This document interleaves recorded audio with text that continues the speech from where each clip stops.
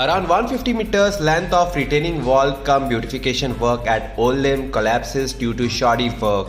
The entire work was estimated for 2.5 crore and was undertaken by GSIDC. Video of the retaining wall went viral on social media which created uproar.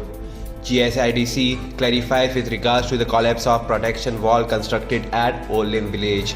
Here's what GSIDC said in a press note. Consultants have been appointed to supervise the work. Prima facie, it appears that the retaining wall was tilted due to hydrostatic pressure exerted on the under construction retaining wall due to incessant rains.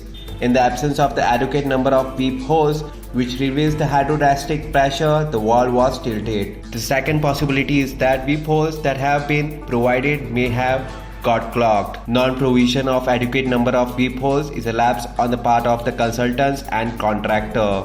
A simple exercise of providing adequate peep holes as per IRC code would have prevented this incident. Cost to reconstruct the wall shall be recovered from the party found responsible for the failure with no additional financial implication to GSIDC.